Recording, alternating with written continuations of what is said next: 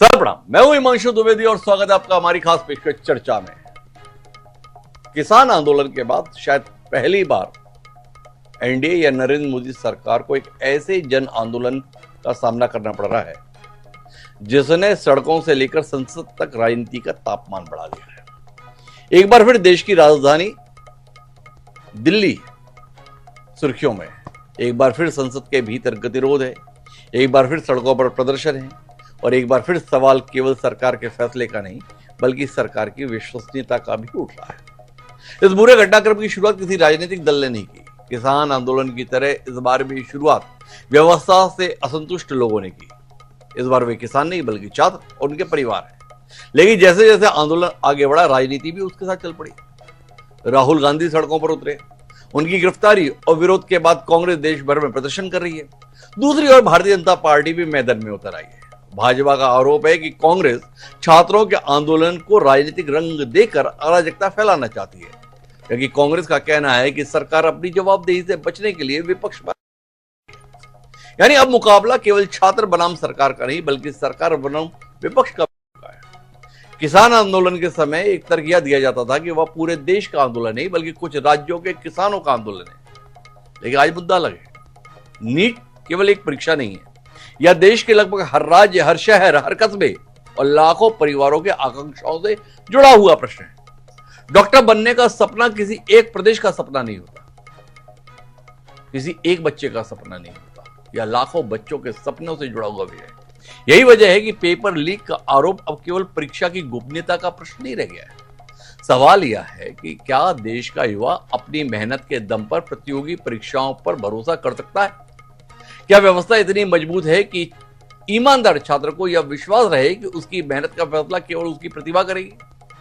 सरकार का कहना है कि उसने दोषियों पर कार्रवाई की, परीक्षा रद्द की, दोबारा परीक्षा कराई, एनटीए में सुधार किए और व्यवस्था को पहले से अधिक सुरक्षित बनाया। वहीं विपक्ष का कहना है कि यदि इतने बड़े सुधारों की जरूरत पड़ी तो यह स्वीकारोक्ति है कि पहले व्यवस्था में गंभीर खामियां थी और उसकी राजनीतिक जवाबदेही भी तय होनी चाहिए। तो अब मसला काफी संजीदा हो गया है। मसला केवल संसद में बहस का नहीं है, मसला केवल एक धरने का नहीं है, ये आग कुछ ज्यादा फैल रही है और इसमें जवाबदेही किसकी है, इस पर सब बचते हुए नजर आ रहे हैं।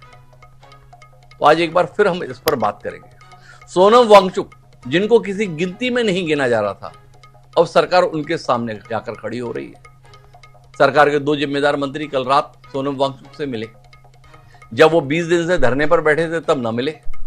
जब मेदांता हॉस्पिटल में शिफ्ट हो गए तो जेपी नड्डा जी वहां जाकर मुलाकात कर रहे हैं। सोनम वांगचुक, जिन्हें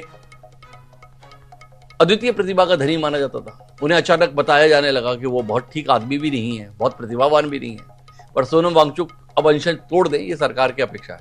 वांगचुक ने अपनी तरफ से 3 शर्तें रख दी हैं। राहुल गांधी प्रेस कॉन्फ्रेंस कर 3 शर्तें रख चुके हैं। भारतीय जनता पार्टी ने अब अपनी ताकत को मैदान में उतार दिया है। पर इन सब के बीच जंतर मंतर में छात्रों का प्रदर्शन जारी है। तो हमारा आज का विषय कॉकरोच का विस्तार, क्या करेगी सरकार? कई सारे प्रश्न इस आंदोलन के साथ खड़े हुए हैं, उनके जवाब लेने की कोशिश आज हम इस कार्यक्रम में करेंगे। हमारे साथ इस चर्चा का हिस्सा बनने के लिए 5 खास मेहमान मौजूद हैं। हमारे साथ उज्जवल दीपक हैं, भारतीय जनता पार्टी के प्रवक्ता के तौर पर हमारे साथ मौजूद हैं। प्रतिभावान छात्र रहे हैं, उच्च शिक्षित हैं, युवा पीढ़ी से जुड़े हुए हैं, युवाओं से जुड़े हुए प्रश्न पर अपनी पार्टी के साथ है या युवाओं के साथ है, समझने की कोशिश करेंगे। दूसरा चेहरा भी हमारा कमोवेश युवा ही है। रजत जसूजा है, कांग्रेस पार्टी के प्रवक्ता हैं। कांग्रेस ने इस मुद्दे को सबसे पहले उठाया था, पर इसको ऊंचाई कॉकरोच जनता पार्टी दे पाई। पर अब एक बार फिर कांग्रेस मुख्य धारा में आने की कोशिश में है। यह दूसरी की बिछाई बिसात पर सियासत की कोशिश है या अपनी कोशिश के तहत ही कांग्रेस आगे बढ़ रही है? रजत जी से समझेंगे।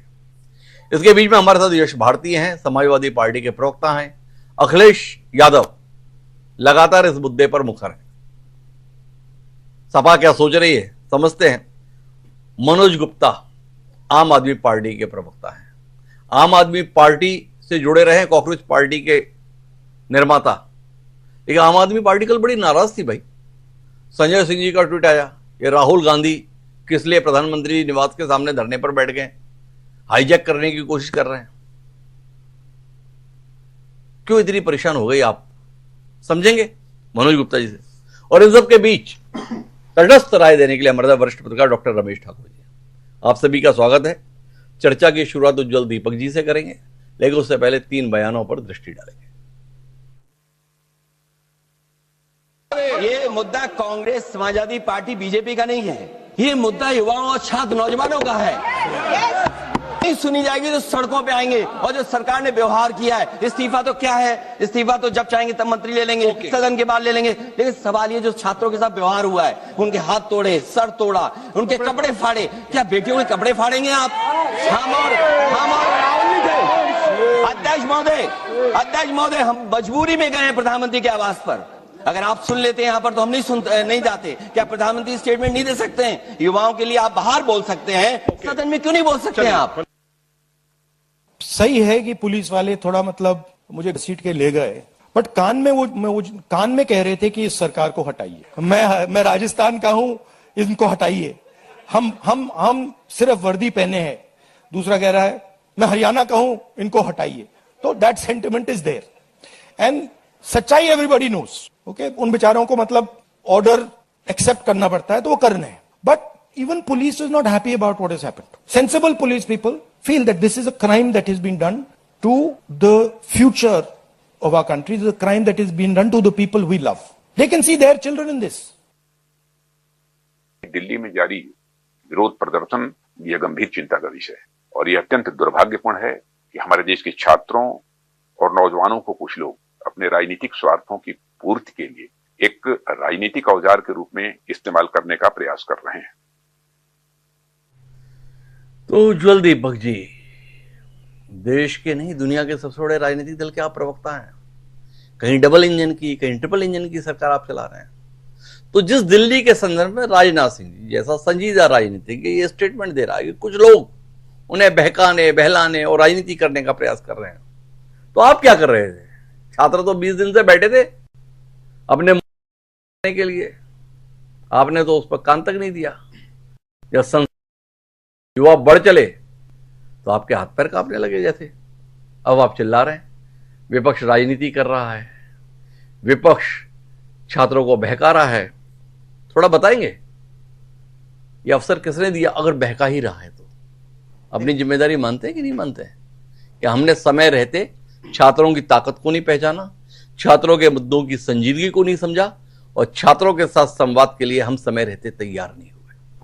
आपने बहुत ही अच्छा प्रश्न पूछा है कि हम क्या कर रहे थे।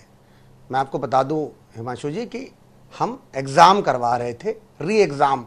महज 26 दिनों के अंदर कैंसलेशन होने के अंदर हमने एग्जाम करवाया और उसके कुछ दिनों बाद ही हमने रिजल्ट भी घोषित कर दिया।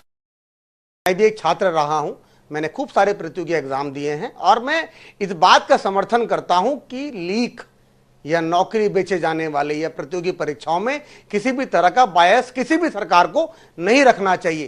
पर अगर वो छात्र होते तो मुझे आप एक भी छात्र दिखा दीजिए पूरे आंदोलन में जिसने नीट की परीक्षा दी हो, वहां पर बैठा हो 20 दिन वहां पर उस आंदोलन में। और विपक्ष तो अभी आया है, उसके पहले तो वो एक अमेरिका से आए हुए व्यक्ति का आंदोलन चल रहा था, कॉकरोच पार्टी जिन्होंने बनाई और उसको आम आदमी पार्टी का समर्थन प्राप्त था। तो छात्र कहां से आ गए इस पूरे में? छात्र तो परीक्षा दे रहे थे, छात्र तो रिजल्ट का वेट कर रहे थे। कल आपने देखे होंगे वीडियो। अच्छा, मतलब आपकी बड़ी, मैं तो अचंभित हूं, उज्ज्वल दीपक जैसा संजीदा व्यक्ति इस दलील के साथ में वहां छात्र कहां है? तो क्यों कह रहे हैं आपके जेपी नड्डा बात करने के लिए तैयार हो रहे हैं? क्यों बात कर रहे थे वो अभिजीत दीपक, अमेरिका से आया हुआ व्यक्ति? मतलब इस देश के नागरिकों के संदर्भ में आपका यही भाव रह गया? मोदी जी भी विदेश से आते तो उनके संदर्भ में यही भाव रखे? क्यों जेपी नड्डा, क्यों जितेंद्र सिंह फिर वो अमेरिका से आए हुए व्यक्ति के साथ में 4 घंटे लगाए जब वो व्यक्ति किसी लायक ही नहीं था? और क्यों आपको 20 दिन बाद वो व्यक्ति लायक लगने लगा? और जो लोग जंतर मंतर पर बैठे थे उज्ज्वल दीपक जी, आपको छात्र नहीं लगते, हो सकता है आपको देश के नागरिक भी ना लगे, तो फिर जाके भेज दीजिए उन्हें देश से बाहर। कब कर रहे हैं ये काम? हिमांशु जी, सरकार ने आंदोलनकारियों के साथ बात की। जरूरी नहीं कि वो नीट के छात्र थे ये इस आंदोलन का जो ऑब्जेक्टिव एजेंडा आपको दिख रहा है, जिस तरह के लोग जा रहे हैं, जैसे हमारे प्रधानमंत्री मोदी जी कहते हैं, आंदोलन जीवी वही चेहरे जिन्होंने हमेशा, और ये देखिएगा टाइमिंग, संसद सत्र के प्रथम दूसरे दिन, ये परंपरा हो गई है पिछले 10-12 सालों से, जब से माननीय मोदी जी ने सत्ता संभाली है, कि संसद को डिस्टर्ब किया जाए।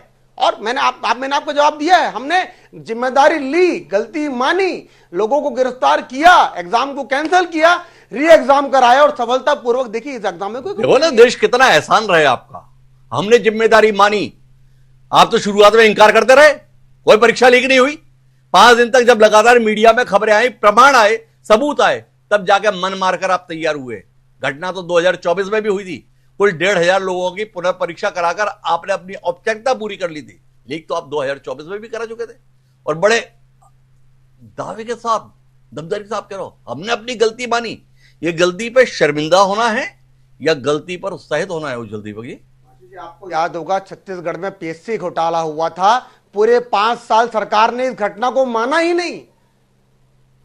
नहीं। आप कह रहे जिम्मेदारी, हम तो कह रहे हैं, स्वीकार कर रहे हैं, हमने जिम्मेदारी ली और छात्रों के साथ न्याय किया। यहां पर जो नौकरियां बेची गई, मैं आज आपके टीवी चैनल के माध्यम से भूपेश बघेल पर, आपने क्या जिम्मेदारी मानी? उन्होंने अपनी बेटी का दाखिला करवाया असिस्टेंट प्रोफेसर के पद पर। मैं इसकी जांच की मांग मैंने मुख्यमंत्री जी से भी की है, उसकी जांच होनी चाहिए। 3 साल में क्या कर लिया आप? नहीं, हमने मतलब भूपेश बघेल की बेटी का अगर असिस्टेंट प्रोफेसर में सिलेक्शन हो गया तो गुनाह हो गया क्या? अगर वो गलत है तो 3 साल में आप क्या कर लिए?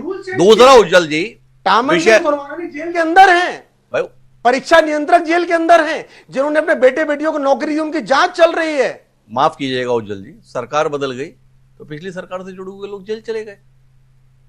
ये दावा तो राहुल गांधी भी करते हैं।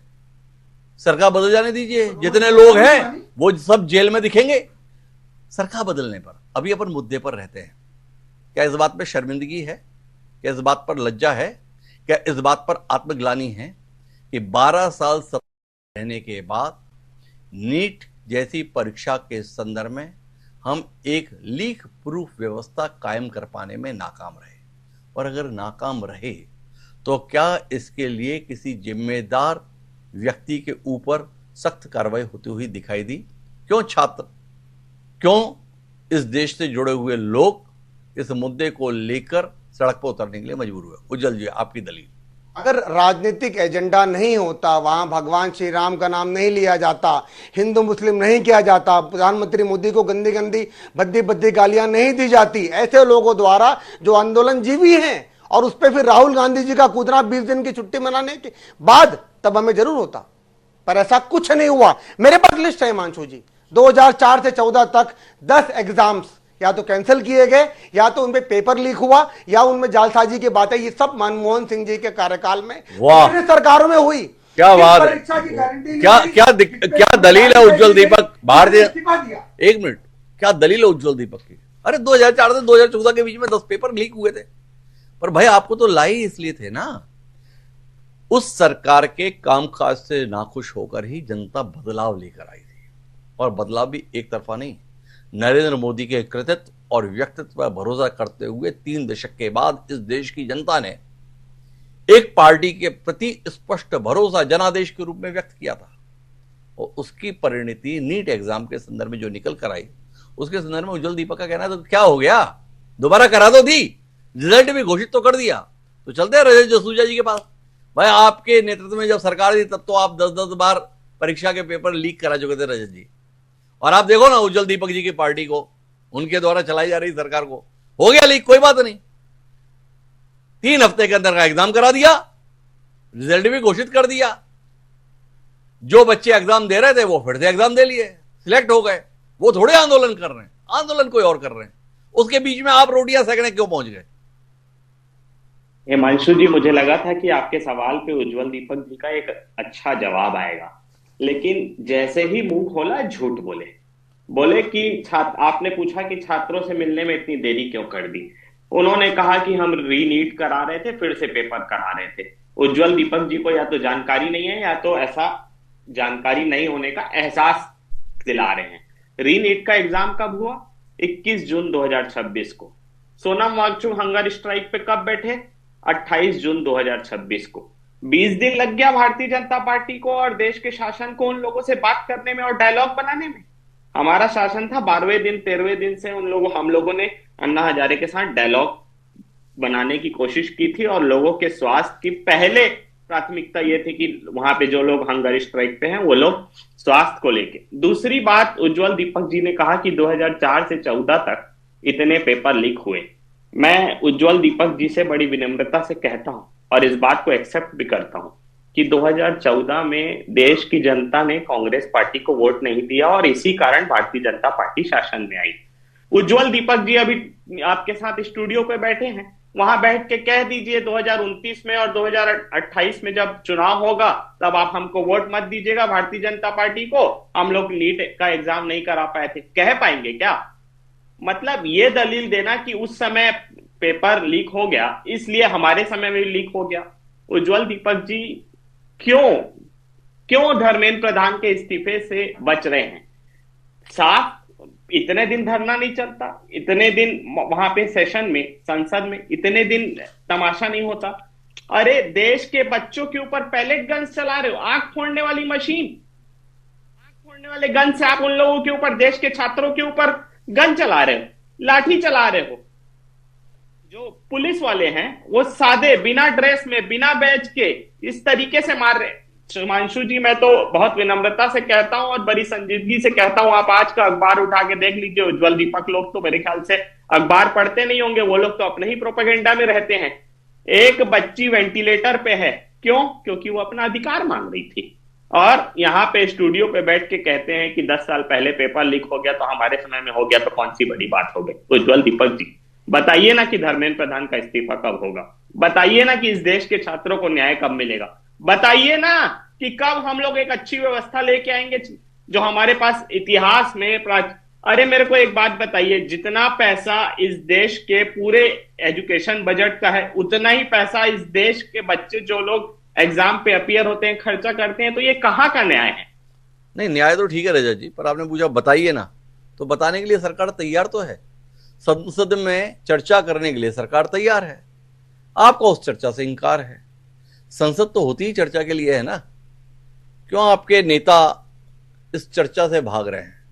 क्यों आपका विरोध हो गया? क्यों आपका इंकार हो गया? इसलिए कि कहीं पुराने पन्ने ना पढ़ दिए जाएं। नहीं हिमांशु जी, हम तो चर्चा करना चाहते हैं और हम लोगों की सबसे पहली प्राथमिक मांग यही है, लेकिन उससे पहले जब ये लोग कह रहे हैं कि हाँ हम लोगों ने जिम्मेदारी ली, तो जिम्मेदारी ली तो जो जिम्मेदार है उसकी छुट्टी कब होगी, जो जिम्मेदार है उसका इस्तीफा कब होगा? पहले इस्तीफा होगा उसके बाद चर्चा होगी, ये बात बिल्कुल साफ है। और जब तक इस्तीफा नहीं होगा ऐसा ही होता रहेगा, धरना प्रदर्शन होगा। पर रजत जसूजा जी, चर्चा से पहले इस्तीफे की जिद किस अनुसार? भाई कोई भी मामले में आरोप प्रत्यारोप होते हैं तो फैसला तो दलीलों के बाद आता है। आप तो दलील देना बाद में चाहते हैं और कोशिश यह है कि जज पहले फैसला कर दे। आप ऐसी हिमायत लोकतंत्र की कब से करने लगे रजत जी? नहीं, आप देखिए कि जिस तरीके से पूरा सेशन, पूरा गवर्नमेंट, पूरा मंत्रिमंडल धर्मेंद्र प्रधान को बचाने में लगा है। क्यों बचाने में लगा है? क्यों धर्मेंद्र प्रधान को नाक का सवाल बना के रखे हैं प्रधान? नहीं, लेकिन बचाने में तो अखिलेश यादव भी लगे हैं। अखिलेश यादव जी का आज बयान नहीं सुना हमने संसद में? बोले मंत्री का इस्तीफा तो कभी भी ले लेंगे, पहले तो चर्चा कीजिए।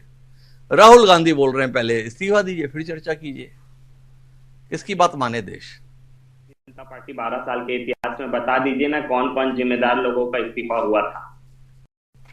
अरे भाई उन्होंने तो देश का कायाकल्प कर दिया, वो तो ये बताते हैं, तो इस्तीफा किस बात का होगा? पदोन्नति होगी। भाई उन्होंने कब माना है कि देश में उनके नेतृत्व में कुछ खराब काम हुआ है?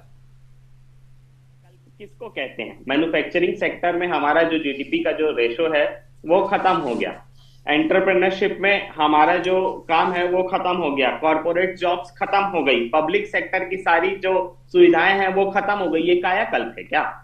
और अजी आप तो ये कह दो कि देश ने सांस लेना ही बंद कर दिया। अपन विषय पर रहते हैं ना, अभी अपन आज जिस विषय पर चल रहा है, तो कुल मिलाकर आपसे एक बुनियादी सवाल जो हमारा है वो ये है कि संसद में चर्चा करने के लिए सरकार तैयार है। लोकसभा अध्यक्ष चिल्ला रहे थे सरकार तैयार है, आप तय करके आइए, पर आप तैयार नहीं। चर्चा से क्यों भाग रही है कांग्रेस? चर्चा तो हम चाहते हैं। डे वन श्री राहुल गांधी जी ने भी कहा था कि लोकसभा में भी और राज्यसभा में भी चर्चा हो, लेकिन सरकार चर्चा नहीं करना चाहती थी। और इसी के कारण कांग्रेस पार्टी मल्लिकार्जुन खड़गे, जो हमारे कांग्रेस के प्रेसिडेंट हैं, उनके घर से निकल के प्रधानमंत्री आवास के बाहर जाके धरना प्रदर्शन करना पड़ा। और उसके बाद जितेंद्र सिंह आए और उसके बाद की सारी चीजें आप और हम जानते हैं। चर्चा से हम नहीं, चर्चा कराना है कराइए ना, धर्मेंद्र प्रधान का इस्तीफा दीजिए। तो अब जसूजा जी का कहना है कि चर्चा होती रहेगी, पहले तो धर्मेंद्र प्रधान का इस्तीफा हो जाए। पर यश भारती जी हमारे साथ में है, समाजवादी पार्टी के प्रवक्ता हैं। अखिलेश यादव जी तो कह रहे थे चर्चा होनी चाहिए, पर जिसका सहयोग आप करते हो वो बोलता है कि पहले इस्तीफा होना चाहिए। क्या कहते हो यश भारती जी, ये कांग्रेस इस्तीफे पे क्यों इतनी अड़ी है? मैं हिमांशु जी आपकी सवाल का जवाब दूंगा, उससे पहले या वो नहीं है जिन्होंने परीक्षा दी है। तो जिस तरीके से इन्होंने सारे सरकारी स्कूल बंद कर दिए हैं, स्कूलों में टीचरों के भर्ती बंद कर दी है, तो वो सब लोग आकर के बच्चे पढ़ाई छोड़ के जब धरने पे बैठेंगे तब ये मानेंगे। जैसे आपको ध्यान होगा, बहुत साल पहले पंजाब हरियाणा के पास में एक बेटा बोरविल में गिर गया था, प्रिंस जी। अब वो लगभग 25 साल का हो गया है। तो बताओ, अगर वो बोरवेल में गिरा था तो उस बोरवेल से उसी को आवाज लगानी थी कि मुझे बचाओ, बाकी किसी को आवाज नहीं लगानी चाहिए थी। बाकी पूरा जो देश उसकी दुआ कर रहा था वो गलत कर रहा था। वो प्रिंस को बोरवेल से आवाज लगानी थी बचाओ बचाओ, और केवल प्रिंस को ही सरकार की आवाज सुननी थी। बाकी जितने लोग लाइव टीवी दिखा रहे थे उसमें सेना की मदद ली गई थी, वो गलत ली गई थी। यह भारतीय जनता पार्टी का विचार है। तो नीट की परीक्षा देने वाले बच्चे जिनके प्रवेश पत्र, admit card, roll number generate हो गए हो, केवल वो आवाज लगाएं तो भारतीय जनता पार्टी तुरंत संभाल लेगी, भाई व्यवस्था ठीक कर देगी, अपने घर का लीकेज सुधार लेगी। जो इनकी सरकार में लीक है, पेपर लीक है, बार बार लीक हो जाता है, तो ये ठीक कर लेंगे। मध्य प्रदेश में व्यापम घोटाला हो गया।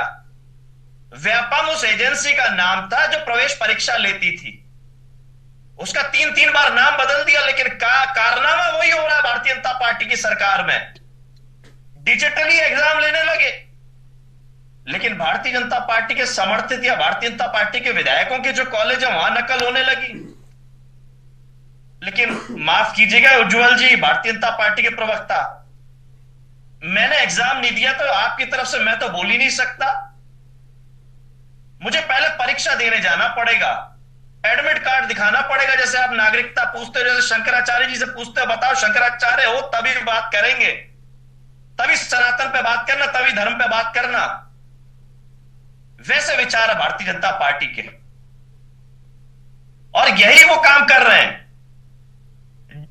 यूनिवर्सिटी बना नहीं सकते, लेकिन यूनिवर्सिटी को तोड़ना चाहते हैं, बदनाम करना चाहते हैं आजम खान साहब को, कि जो 15 रुपए में यतीम बच्चों को सीबीएसई स्कूल की पढ़ाई दे रहे हैं। एचआरडी मंत्री जयंत चौधरी जी ने कहा 3 महीने में 3 लाख स्कूल उत्तर प्रदेश में बंद हो गए, देश में 6 लाख स्कूल बंद हो गए 3 महीने में। शर्म नहीं आई भारतीय जनता पार्टी को कि हम शिक्षा कहां ले जा रहे हैं।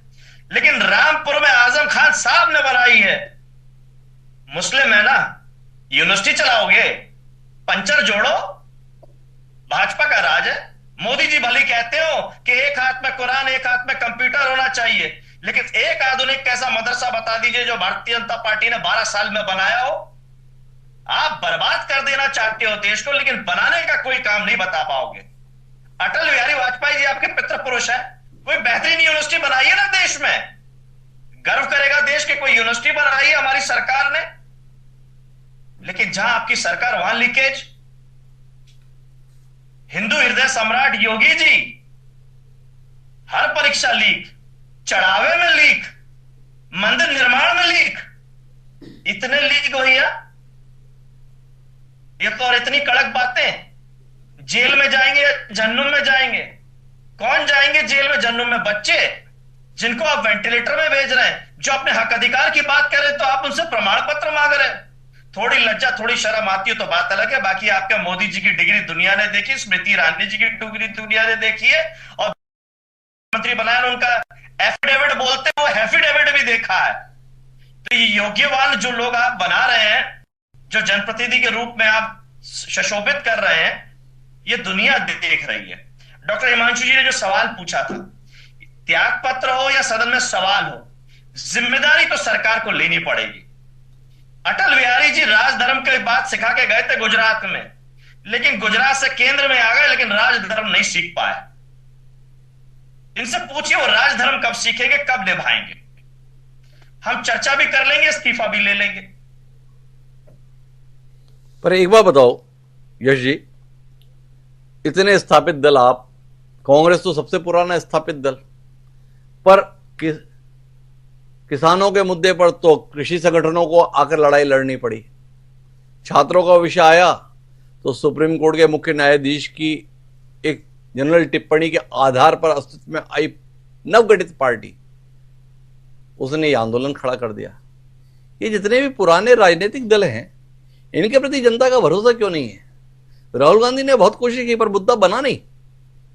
पर एक कॉकरोच जनता पार्टी, जिसका कोई संविधान भी कितना अस्तित्व में हमें पता नहीं, पर उसने ट्वीट करते हुए, इंस्टा खेलते हुए एक पूरा आंदोलन खड़ा कर दिया। अब सारे राजनीतिक दल उस आंदोलन से जुड़ने के लिए होड़ा होड़ी में हैं। ये राजनीतिक दलों की विश्वसनीयता को लेकर इतना संकट क्यों आ गया? अगर आप जनता के, आप लोगों पे भरोसा क्यों नहीं आता? डॉक्टर, जनता का भरपूर भरोसा है। चढ़ावा चोरी पे कैसे भारतीय जनता पार्टी भाग रही है और कैसे डाइवर्ट कर रही है कि वक्फ बोर्ड पे सवाल करो, ये रामपुर की जो यूनिवर्सिटी का मैंने सवाल किया, क्यों ये सब डाइवर्ट करने की बातें हैं? चंदा दिया है कि नहीं दिया, वो सवाल कौन कर रहा है? जैसे अभी ये कह रहे हैं कि नीट की परीक्षा देने वाली बात, हमने चंदा दिया है तो हम सवाल कर सकते हैं, हमने दर्शन किया हो तो हम सवाल कर सकते हैं। ये आधुनिक तकनीक तो भारतीय जनता पार्टी के लेके आई है ना, कि चोर को चोर बोलने से पहले चोरी करवाओ अपने घर में, तब चोर बोल पाओगे। डकैती करवाओ अपने घर में, तब डकैत को डकैत बोल पाओगे। तो ये आधुनिक काम जो भारतीय जनता पार्टी लेकर के आई है, उसमें अविश्वास पूरे वर्ग को, पूरे दुनिया को हो रहा है, और ये केवल ढिंढोरा पिछड़े के डंका बज रहा है, और डंका ने इनका ढोल फट चुका है। हर वर्ग, हर क्षेत्र के लोग प्रताड़ित हैं, जनता सड़क पे उतर रही है। तकलीफ इनको यही है, इसीलिए डाइवर्ट कर रहे हैं, इसलिए ये डाइवर्ट कर रहे हैं, ये कहना है यश भारती जी का। हालांकि यश भारती जी ने मेरे इस सवाल का उत्तर नहीं दिया कि नए नए आए हुए लोग इतना बड़ा आंदोलन खड़ा कर देते हैं, पर पुराने राजनीतिक दल मुद्दा तो उछालते हैं, पर वो मुद्दा एक आंदोलन का स्वरूप क्यों नहीं ले पाता। लेकिन हमारे साथ में मनोज गुप्ता जी हैं। आम आदमी पार्टी बड़ी परेशान हो गई भाई। कल राहुल गांधी प्रधानमंत्री निवास के सामने धरने पर बैठ गए, पूरे देश में चर्चा का विषय हो गया। अचानक वो मुद्दा मुख्य धारा में आ गया। जिस मीडिया पे आक्षेप रहता है कि वो विपक्ष को जगह नहीं देता, ऐसा कोई चैनल नहीं बचा था जहां पर राहुल गांधी और उनका धरना नहीं दिख रहा था। उनके बीच में आम आदमी पार्टी बहुत परेशान हो गए। छात्र हित महत्वपूर्ण नहीं है, बेचैन हो गए आप। अरे दिल्ली में मुद्दा तो हम ही को पास रहना चाहिए था, ये कांग्रेस कहां से मुद्दे पर आ गई केंद्र में? क्या कहते मनोज जी?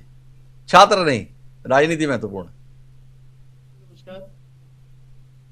हिमांशु जी, ऐसा कुछ नहीं है। सभी पार्टियों का अपना अपना विचार होता है, अपना अपना तरीका होता है विरोध करने का।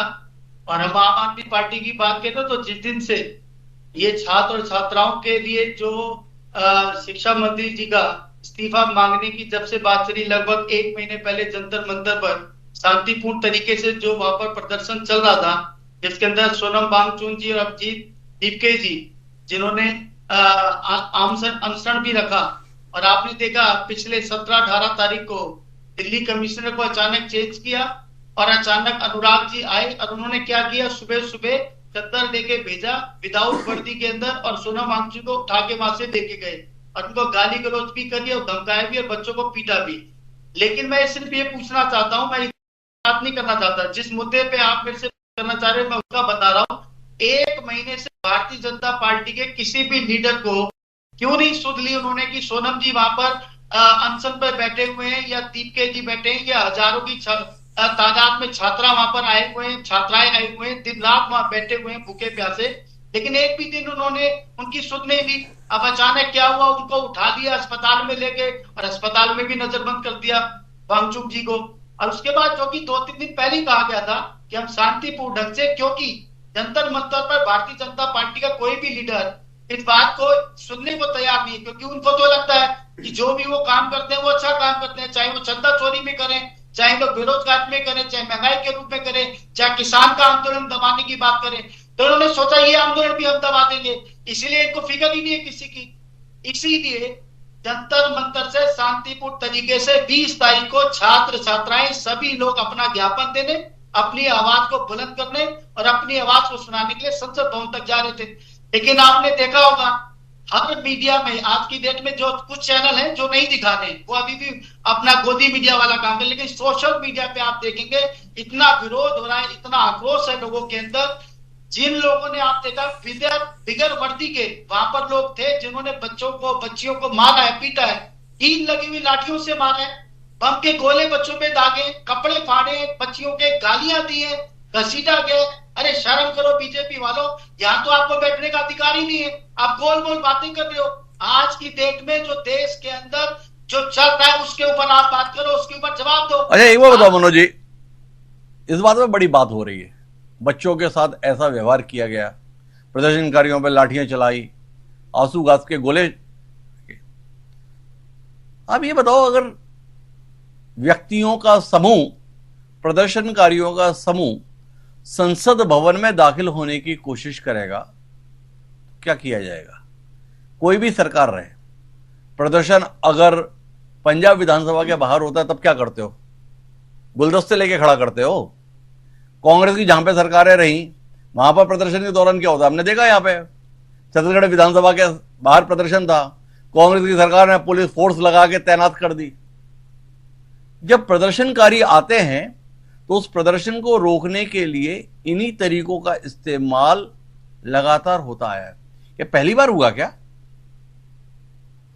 कि बच्चियों के ऊपर लाठीचार्ज किया है, बम के गोले दागे, कपड़े फाड़े गए, और अभी भी एक बच्ची तो वेंटिलेटर पर है। सर आपको बताओ ये पहली बार हुआ है इतिहास के अंदर, आज तक ऐसा कभी भी अत्याचार नहीं हुआ बच्चियों पर।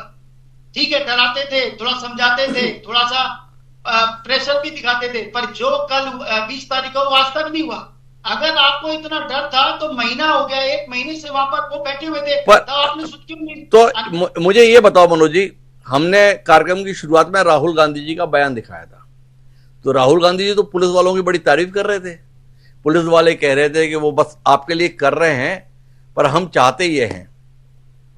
तो आपसे जानना चाहता हूं कि ये जो मारपीट हुई है, कपड़े फाड़ने संबंधी जो आप दावे कर रहे हैं, ये पुलिस वालों ने किए हैं या पुलिस की वर्दी पहनकर भाजपाई आए हुए थे उन्होंने किए? थोड़ा स्पष्ट हो ना। राहुल गांधी तो सर्टिफिकेट दे रहे थे पुलिस को, पुलिस वाले तो बहुत ठीक हैं। वो सर सही नहीं कह रहे थे, जो जहां तक मैं समझ पाता हूं वो विपक्ष के एलओपी लीडर है, वो ताने कर रहे थे, मतलब वो बता रहे थे कि हर कोई परेशान है भारतीय जनता पार्टी से, सभी को इन लोगों ने ठगा हुआ है। वो ये कहना चाह रहे थे, जो मुझे लगता है, जो मेरे को लगता है वो ठगा हुआ महसूस कर रहा है। जो मुझे लग रहा है कि वो ठगे हुए महसूस करते हैं। हालांकि मनोज जी ने जवाब नहीं दिया कि संजय सिंह राहुल गांधी के धरने को लेकर इतने परेशान क्यों हो गए थे। वो सवाल मेरा अनुत्तरित रह गया। लेकिन मैं डॉक्टर रमेश ठाकुर आपके पास आता हूं और आपसे जानना चाहता हूं, नरेंद्र मोदी इस सदी के सबसे बड़े जननेता की छवि रखते थे। नरेंद्र मोदी जिनके समर्थकों में एक बड़ी तादाद युवाओं की और मध्यम वर्ग के लोगों की थी। भारतीय जनता पार्टी के कोर वोट बैंक की दृष्टि से भी इसी वर्ग को देखा जा रहा था। क्या आप मानते हैं कि नीट परीक्षा मसले पर भाजपा नब्ज समझ पाने में चूक गई? इस आंदोलन को और इस विषय को जिस संजीदगी से समय रहते लिया जाना था, कहीं ना कहीं भारतीय जनता पार्टी का अति आत्मविश्वास उसे मुश्किलों में डाल गया। क्या कहते हैं ठाकुर साहब? नहीं डॉक्टर साहब, बिल्कुल आप भी देख रहे थे, लेकिन भारतीय जनता पार्टी और सरकार ये नहीं सोचा था कि ये गले तक आ जाएगी। गले तक कहूं तो नाक तक ही आ गया है पूरा मामला। अब ये पूरा मूवमेंट जो हमने 10-12 सालों में देखा है उससे कहीं बढ़ के आगे निकला। और यूं कहें कि ये भारतीय जनता पार्टी के लिए बंद गली का आखिरी मकान साबित होगा। क्योंकि आपने भी कहा कि जैसे समाजवादी पार्टी के सदस्य मित्र से आपने पूछा कि अगर इस तरीके का मूवमेंट जब होता है, कॉन्फ्लिक्ट जब प्रोटेक्टर और सरकार के बीच में जब होता है, तो इसी तरीके से सरकारें उनको रोकती हैं। बिल्कुल सही बात। लेकिन मुझे लगता है कि ने अपनी पत्रकारिता में और मैंने भी अपनी पत्रकारिता में और पैनल में जितने लोग बैठे होंगे, इस तरीके से बच्चों की सुताई आपने कभी नहीं देखी होगी, लड़कियों के कपड़े फाड़ते हुए कभी नहीं देखे होंगे। अब एक पुलिस वाला कितना निर्जल होके एक लाठी उठा के एक महिला के पीछे से वो बताओ क्या हरकत कर रहा है। इस तरह की लोकतांत्रिक व्यवस्था में ये चीजें नहीं होनी चाहिए। ठीक है, विरोध भी है और उसका समाधान भी होना चाहिए, सब कुछ होना चाहिए। लेकिन मुझे लगता है सरकार कई चीजों में चूकी है इस बार, क्योंकि उसका ट्रैक रिकॉर्ड ये रहा, भाई जब किसान बैठेंगे उनको हम खालिस्तानी कह के प्रचारित करवा देंगे, मामला शांत हो जाएगा, उनको पार्लियामेंट तक नहीं पहुंच पाएंगे, सफल हो जाते हैं। वकील बैठते हैं या कोई बैठते हैं, उनको पाकिस्तान, खालिस्तान, दुनिया भर की चीजों से जोड़ देते हैं। लेकिन छात्रों के इस मूवमेंट को ये लोग ऐसा कर नहीं पाए, लेकिन कोशिशें सब हुई हैं। क्योंकि हमने पहले दिन से यहाँ पे दिल्ली के पूरे मूवमेंट को मैं देख रहा था। हाँ, राजनीतिक लोग आ रहे थे, अपना मंच शेयर कर रहे थे, आधे घंटे या पौन घंटे जो भी अपना भाषण देते थे, मिलते चले जाते थे, लेकिन उसकी भी प्रॉपर वीडियोग्राफी दिल्ली पुलिस के जवान वहां पे खड़े होके कर रहे थे कि कोई इस तरह की कोई हरकत ना हो। लेकिन अचानक क्या हुआ, जो जम्मू कश्मीर से उस फोर्स को, उस स्क्वाड को बुलवाया जाता है जो आतंकवादियों से लड़ने के लिए इस्तेमाल किया जाता है, क्या सरकार को पता था कि हम 24 घंटे के बाद में ये कर रहे हैं? और आज भी क्या हुआ है, आज जम्मू कश्मीर से 20 सीआरपीएफ की टुकड़ियों को बुलवा के रखा हुआ है। जो आज हमने पूरे दिन में देखा वो ये है, सरकार आगे की तैयारी में है। वो बेशक है कि अगर पार्लियामेंट में अगर किरण रिजिजू जी ये कह रहे हैं कि हम सारे रास्ते खुले हुए हैं सारे बात करने के लिए, अगर बात करना है तो कांग्रेस के एलओपी की तरफ से क्लियर हो गया है, समाजवादी पार्टी अखिलेश यादव की तरफ से क्लियर हो गया है, कॉकरोच पार्टी के अध्यक्ष की तरफ से क्लियर हो गया, इवन सोनम वांगचुक की तरफ से क्लियर हो गया कि हमारी 3 मांगे हैं, आप 3 मांगे मांग लो। और इतना सब कुछ हो गया, 22 बच्चों के पूरे देश में हत्याएं हो गई हैं, उनको सुसाइड उन्होंने कर लिया, पेपर लीकेज हो गए, 120 पेपर अब तक लीकेज हुए। इन सबको देख के हुए और एनडीए का जिस तरीके से कार्यशैली है, 2017 में उसका जन्म होता है, टिल डेट आज तक सारी की सारी जितनी भी उनकी परीक्षा उन्होंने करवाई है सारी की सारी उनको लीकेज करवा दी। उसके बावजूद भी अकाउंटेबिलिटी किसकी बनती है? शिक्षा मंत्रालय की बनती है। और शिक्षा मंत्रालय को जो लीड कर रहा है, जो मंत्री है धर्मेंद्र प्रधान जी, उनकी बनती है। आप इस्तीफा क्यों नहीं ले रहे हो? पहले आप इस्तीफा लो, उसके बाद में पार्लियामेंट में जाके अपनी बात रखो। और मुझे लगता है हिमांशु जी एक चीज और होती, कल जब हम लोग भी देख रहे थे इस बात को, प्रधानमंत्री की जो शैली रही है फोटो खिंचवाने की, सामने वाले को मनमोहित करने की, अगर खुदा न खास्ता 10 मिनट के लिए प्रधानमंत्री ये कर लेते, क्योंकि उस समय प्रधानमंत्री जी की मौजूदगी पार्लियामेंट सेशन में थी, पार्लियामेंट से वो ऐसा करते कि 10-5 बच्चों को बुलवा के उनका माथा चूम लेते, उनकी बातें मान लेते कि चलो तुम्हारे बात में हम मनन मंथन, झूठ ही बोल देते। बच्चे हैं 17, 18, 19, 20 साल के, ज्यादा अब यह बहुत बच्चे हैं, ज्यादा नहीं समझ पाते हैं। अगर प्रधानमंत्री जी इतना भी कर लेते, ये मूवमेंट वहीं पे खत्म हो जाता। उनकी बात को आई एम श्योर उनकी बात को बच्चे नहीं नकारते, लेकिन प्रधानमंत्री यहां भी चूक गए, ये ना करके दुम दबा के अपने काफिले के साथ में चले जाते हैं। मुझे लगता है इस तरह की जो ये आपकी भाषा हो सकती है रमेश ठाकुर, ये दुम दबा के चले गए।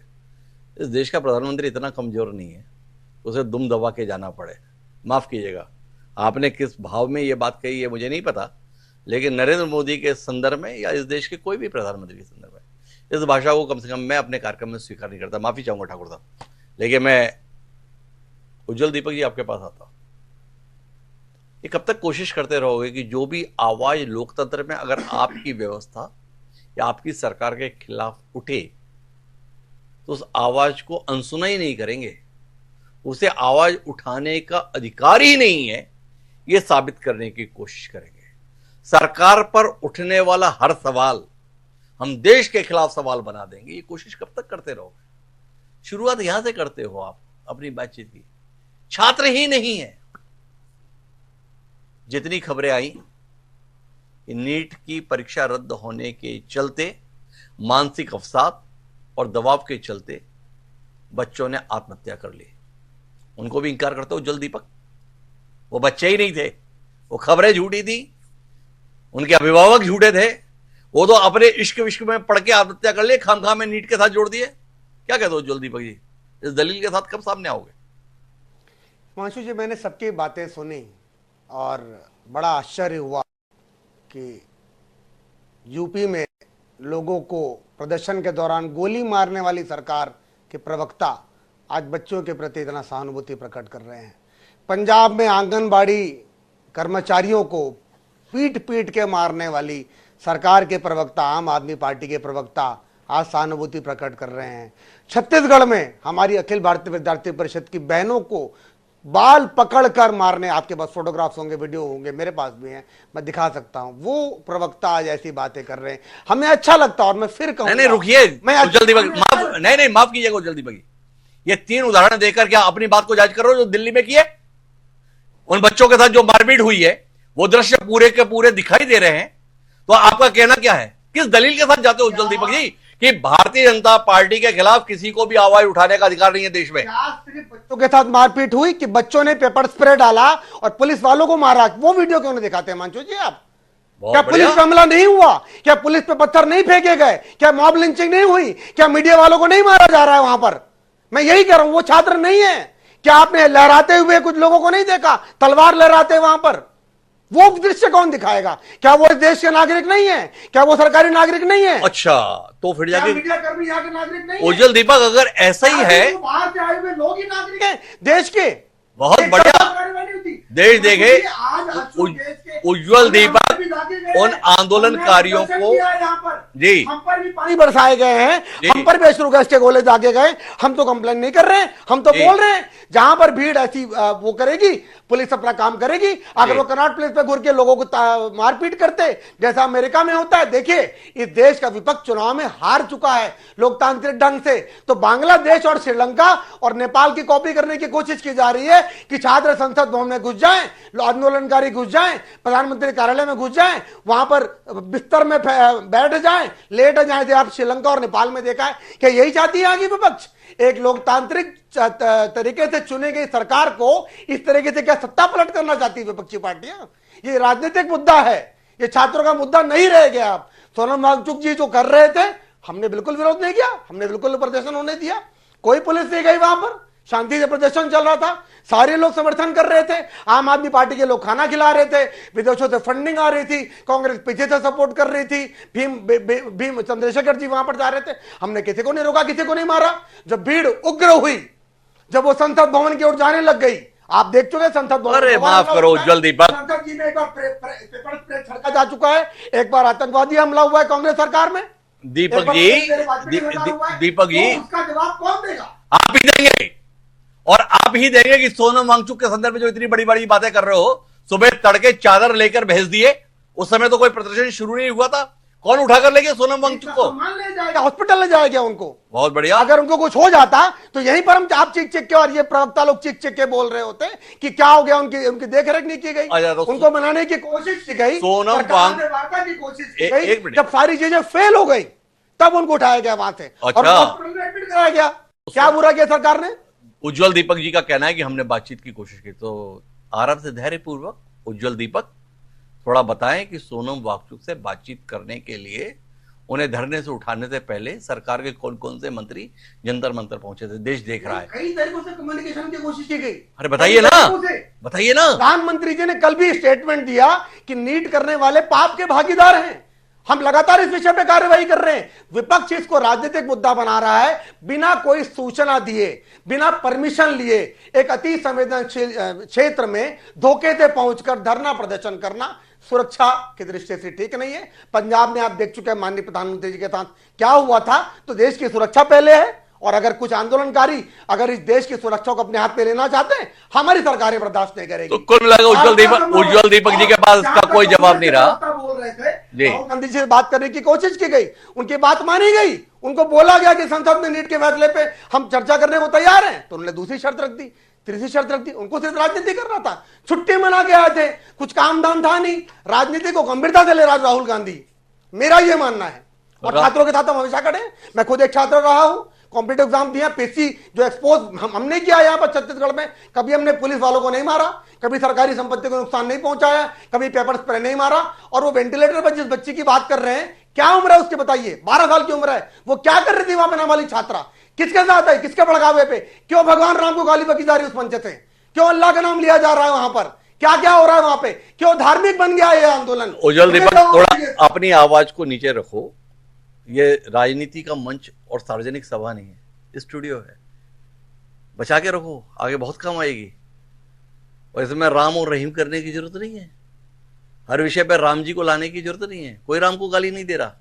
इस तरीके से मुद्दे को विभाजित करने की जो कोशिश आप करते, अरे माफ कीजिएगा उज्जवल दीपक, छात्रों से जुड़े हुए मसले पर हिंदुओं को देश से गाली बकी जा रही है, उज्जवल दीपक छात्रों का कार्यक्रम नहीं हो सकता। उज्जवल दीपक जी माफ कीजिएगा, आंदोलन तो छात्रों का ही है, और छात्रों से जुड़े हुए मुद्दे को हल करने के लिए आपकी पार्टी की सरकार यह प्रयासरत है। अगर छात्रों का आंदोलन नहीं तो डालो जेल में, क्यों जंतर मंतर पर आपकी मजबूत सरकार उन्हें बैठे रहने दे रही थी, अगर वो इतने ही गलत थे तो।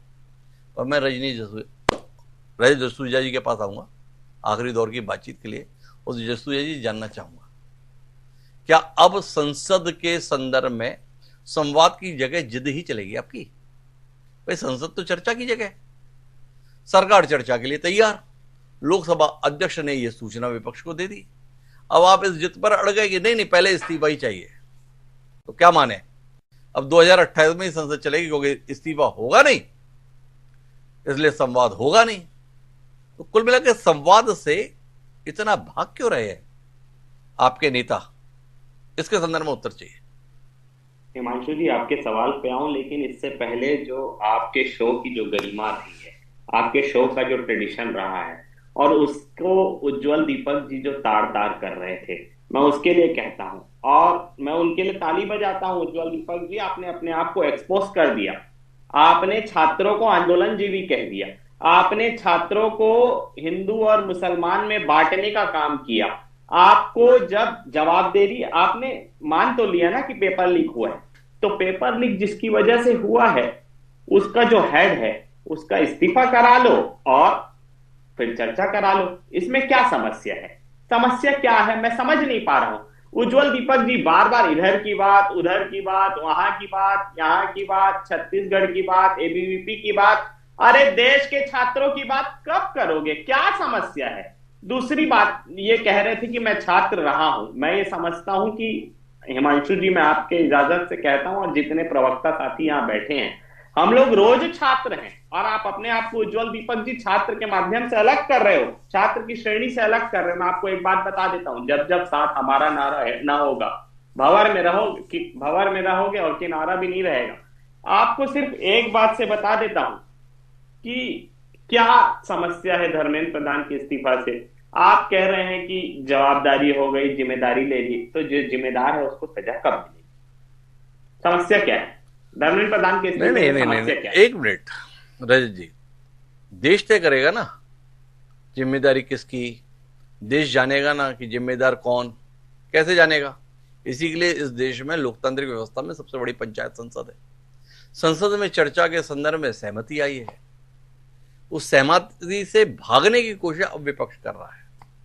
अगर आपके पास तर्क हैं, अगर आपके पास तथ्य हैं और फैसला तो जनता को लेना है, धर्मेंद्र प्रधान का इस्तीफा भी नहीं होगा तो 2028 में जनता के स्तर पर होगा। आपकी पार्टी और आपका नेता जनता के बीच जाने से परहेज क्यों कर रहा है? क्यों संसद के संदर्भ में चर्चा को लेकर अब विपक्ष तैयार नहीं है? लेकिन पहले तो आरोप ही आपका यह था कि सरकार चर्चा से भाग रही है। इसका उत्तर चाहिए। डे वन जब संसद का मानसून सेशन चालू हुआ उस दिन चर्चा नहीं हुई। दूसरी बात, आप कह रहे हैं कि चर्चा से विपक्ष भाग क्यों रहा है। कोटा में क्या हुआ? देश में एलओपी चर्चा करने गए थे। देहरादून में क्या हुआ? देश के एलओपी चर्चा करने गए थे, छात्रों से चर्चा करने गए थे। तो चर्चा से कोई भाग नहीं रहा है। मैं तो ये कह रहा हूँ रजत जसूया, आपने उत्तर नहीं दिया मेरी बात का। कोटा में जाके चर्चा कर सकते हो, देहरादून में चर्चा करने की कोशिश कर सकते हो, पर एलओपी जहां के हो वहां पर चर्चा का अवसर आ रहा है तो वहां से दाएं बाएं हो रहे हो, उत्तर खोजना।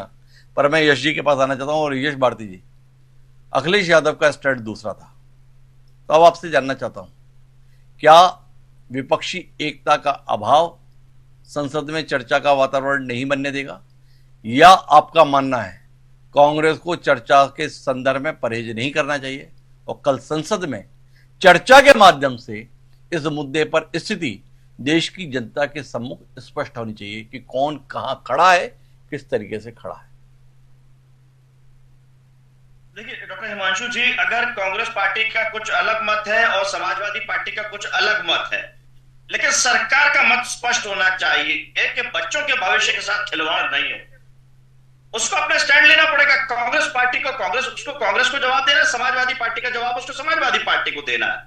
देश के चुने हुए सांसद हैं, अगर वो प्रधानमंत्री से सवाल करते हैं और विशेषकर अगर वो महिला हो, तो क्या बताया जाता है कि प्रधानमंत्री की जान को खतरा सदन के अंदर, संसद के अंदर।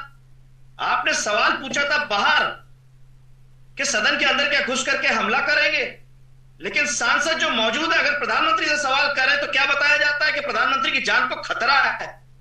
अगर सांसदों से सवाल पूछने पे प्रधानमंत्री की जान को खतरा हो रहा है तो बाहर कितना माहौल खतरनाक होगा, देश कितना खतरे में होगा, यह सवाल भारतीय जनता पार्टी से होना चाहिए।